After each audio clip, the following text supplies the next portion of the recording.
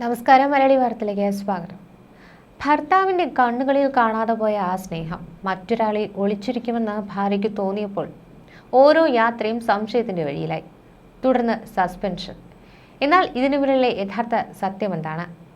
KSRTC ഡ്രൈവറായ ഭർത്താവിന് വനിതാ കണ്ടക്ടറുമായി അടുപ്പമുണ്ടെന്ന പരാതിയിൽ ഉറച്ചു നിൽക്കുന്നുവെന്നും തനിക്കെതിരെ സമൂഹ മാധ്യമങ്ങളിൽ വ്യാജ പ്രചാരണം നടക്കുന്നുവെന്നും ആരോപിച്ച് പരാതിക്കാരിയായ ഭാര്യ വീണ്ടും രംഗത്തെത്തി. KSRTC ഡ്രൈവറായ ഭർത്താവിന് അതേ ബസ്സിലെ വനിതാ കണ്ടക്ടറുമായി അടുപ്പമുണ്ടെന്ന പരാതിയെ തുടർന്ന് കഴിഞ്ഞ ദിവസം ഗതാഗത വകുപ്പ് കണ്ടക്ടറെ സസ്പെൻഡ് ചെയ്യുകയും പിന്നീട് വിവാദമായതിനെ തുടർന്ന് പിൻവലിക്കുകയും ചെയ്തിരുന്നു. ഭർത്താവുമായി കണ്ടക്ടർക്ക് ബന്ധമുണ്ടെന്ന് ബോധ്യപ്പെട്ടതിന്റെ അടിസ്ഥാനത്തിലാണ് പരാതി നൽകിയത്. ഇരുവരും ജോലി ചെയ്യുന്ന കുളത്തൂപ്പുഴ ഡിപ്പോയിലും പ്രദേശത്തെ പോലീസ് സ്റ്റേഷനിലുമെല്ലാം പരാതി നൽകിയിട്ടുണ്ട്. എന്നാൽ ഇതിലൊന്നും നടപടി ഉണ്ടാകാതെ വന്നതോടെയാണ് തെളിവുകളുമായി മന്ത്രിയെ സമീപിച്ചത്. വ്യക്തിപരമായ വിഷയത്തിൽ നടപടി സ്വീകരിക്കാനാകില്ലെന്ന് പറഞ്ഞതാണ് പിന്നീട് സസ്പെൻഷൻ പിൻവലിച്ചത്. എന്നാൽ വിഷയത്തിൽ മറ്റു തരത്തിൽ പ്രചാരണങ്ങൾ നടക്കുന്നത് ശരിയല്ല. കുടുംബജീവിതം സംരക്ഷിക്കുവാൻ സാധിക്കുന്ന തരത്തിലുള്ള നടപടി ആവശ്യമാണെന്നും അവർ വ്യക്തമാക്കി. ഡ്രൈവറുമായി അടുപ്പമുണ്ടെന്ന പരാതിയിൽ വനിതാ കണ്ടക്ടറെ സസ്പെൻഡ് ചെയ്തത് KSRTCയിൽ വിവാദം സൃഷ്ടിച്ചിരുന്നു. വിശദമായ ഉത്തരവ് സമൂഹ മാധ്യമങ്ങളിൽ പ്രചരിച്ചതോടെ മന്ത്രി ഇടപെട്ട് അടിയന്തരമായി സസ്പെൻഷൻ റദ്ദാക്കി. ആരോപണം വിവരിച്ചെഴുതിയ സസ്പെൻഷൻ ഉത്തരവ് കണ്ടക്ടറെ അപമാനിക്കുന്നതാണെന്ന് ജീവനക്കാരുടെ ആക്ഷേപമുയർന്നു. ബസ് ഓടിക്കുന്നതിനിടെ ഡ്രൈവറും കണ്ടക്ടറും തമ്മിൽ സംസാരിക്കുന്നതിന്റെ ദൃശ്യങ്ങൾ ഉൾപ്പെടെ തെളിവായി എടുത്താണ് നടപടിയെടുത്തിട്ടുള്ളത്. ഡ്രൈവറുടെ ശ്രദ്ധ തെറ്റിക്കുന്ന രീതിയിൽ പെരുമാറിയെന്ന് പറഞ്ഞായിരുന്നു കൊല്ലത്തെ വനിതാ കണ്ടക്ടറെ സസ്പെൻഡ് ചെയ്തത്. ഇരുവരും തമ്മിൽ അടുപ്പത്തിലാണെന്ന ആരോപണം വിവരിച്ചെഴുതിയാണ് KSRTC വിജിലൻസ് വിഭാഗം എക്സിക്യൂട്ടീവ് ഡയറക്ടർ ഉത്തരവിറക്കിയത്. ഇതോടൊപ്പം വാട്സാപ്പ് ചാറ്റുകളും ചില ദൃശ്യങ്ങളും നൽകി. ഇരുവരും ഡ്യൂട്ടിയിലുണ്ടായിരുന്ന സർവീസിലെ യാത്രക്കാർ പകർത്തിയ ദൃശ്യങ്ങൾ ലഭിച്ചതിനെ തുടർന്നാണ് ഉത്തരവിറക്കിയത്. ബസ് ഓടിക്കുന്നതിനിടെ ഡ്രൈവറുടെ ശ്രദ്ധ തെറ്റിക്കുന്ന രീതിയിൽ കണ്ടക്ടർ സംസാരിച്ചു. ഡ്രൈവറുടെ മൊബൈൽ ഫോൺ വാങ്ങി.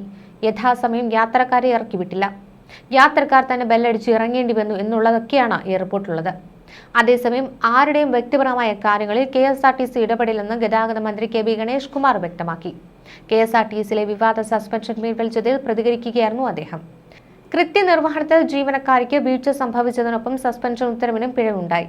അതിനാലാണ് ഉത്തരവ് റദ്ദാക്കിയതെന്നും ഗണേഷ് കുമാർ പറഞ്ഞു. ഉദ്യോഗസ്ഥന്റെ ഭാഗത്ത് തെറ്റുപറ്റിയെങ്കിൽ പരിശോധിക്കും. തെറ്റ് സംഭവിച്ചതിനാലാണ് സസ്പെൻഷൻ ഉത്തരവ് റദ്ദാക്കാൻ നിർദ്ദേശം കൊടുത്തിട്ടുള്ളത്. വിഷയത്തിൽ 2 വശങ്ങളുണ്ട്. ആദ്യത്തേത് വ്യക്തിപരമായ വശമാണ്. വ്യക്തിപരമായ വശം പരിശോധിക്കേണ്ടത് KSRTC അല്ല. മറ്റൊരു വശം കണ്ടക്ടറുടെ അശ്രദ്ധ കൊണ്ട് യാത്രക്കാർ തന്നെ ബെല്ലടിച്ച് ഇറങ്ങേണ്ടി വന്നതാണ്. ബെല്ലിന്റെ നിയന്ത്രണം കണ്ടക്ടർക്കാണ്, നാട്ടുകാരുടെ കയ്യിലല്ല. അത്തരമൊരു പിഴവ് കണ്ടക്ടറുടെ ഭാഗത്തു നിന്നുണ്ടായി. സസ്പെൻഷൻ ഉത്തരവിലത് ഉദ്യോഗസ്ഥന് സംഭവിച്ച അബദ്ധമാണ്. ആരുടെയും വ്യക്തിപരമായ കാര്യത്തിൽ ഉത്തരവാദിത്തം KSRTCക്കില്ല. അതിനാലാണ് ഉത്തരവ് റദ്ദാക്കിയതെന്നും ഗണേഷ് കുമാർ പറഞ്ഞു. ഇതിനിടെ മറ്റൊരു സംഭവത്തിൽ മകന് ആഹാരവുമായി എത്തിയ പിതാവിനെ കാത്തിരുന്നത് കൊലക്കയറുമായി നിന്ന മകനെ ഒടുവിൽ അതിദാരുണമായ മരണം. മൊബൈൽ ഫോൺ ഉപയോഗത്തിന് അടിമപ്പെട്ട യുവാവാണ് ഭക്ഷണവുമായി എത്തിയ പിതാവിനെ അടിച്ചു കൊന്നത്. തിരുവനന്തപുരം നെയ്യാറ്റിങ്കര സ്വദേശി സുനിൽ കുമാറിന്റെ മരണത്തിൽ മകൻ സിജോയ് അറസ്റ്റിലായി. മകനെ പിടിച്ചു കുടുംബ വീട്ടിൽ നിന്ന് വാടകയ്ക്ക് മാറിയ കുടുംബത്തിലാണ് ദാരുണ സംഭവം. വെള്ളിയാഴ്ച ഉച്ചയോടെയാണ് സുനിൽകുമാറിനെ മകൻ സിജോയ് സാമുവൽ മാർഗമായി മർദ്ദിച്ചത്. കമ്പുകൊണ്ടുള്ള അടിയിൽ തലയൊട്ടി പൊട്ടുകയായിരുന്നു. വാരിയലുകളും തകർന്നു. ചികിത്സയിലിരിക്കെയാണ് മരിച്ചത്. മൊബൈൽ ഫോണിന് അടിമപ്പെട്ട സിജോയ് മാനസിക അസ്വാസ്ഥ്യം പ്രകടിപ്പിച്ചിരുന്നതായാണ് നാട്ടുകാർ പറയുന്നത്. അക്രമ സ്വഭാവമുള്ള മകനെ പേടിച്ച് സുനിൽകുമാറും ഭാര്യ ലളിതകുമാരിയും വാടക വീട്ടിലേക്ക് മാറുകയായിരുന്നു. മകനുള്ള ഭക്ഷണവും പണവും സുനിൽകുമാർ എത്തിച്ചു നൽകിയിരുന്നു. വെള്ളിയാഴ്ച ഉച്ചയോടെ മകനുള്ള ഭക്ഷണവുമായി എത്തിയതായിരുന്നു സുനിൽകുമാർ. സിജോയ് പണം ആവശ്യപ്പെട്ടുവെങ്കിലും നൽകിയില്ല. തുടർന്നുണ്ടായ തർക്കത്തിനിടെ സിജോയ് പിതാവിനെ തല്ലിച്ചതയ്ക്കുകയായിരുന്നു. മുറ്റത്ത് വീണ് കിടന്ന സുനിൽകുമാറിനെ നാട്ടുകാരാണ് ആശുപത്രിയിലേക്ക് എത്തിച്ചത്.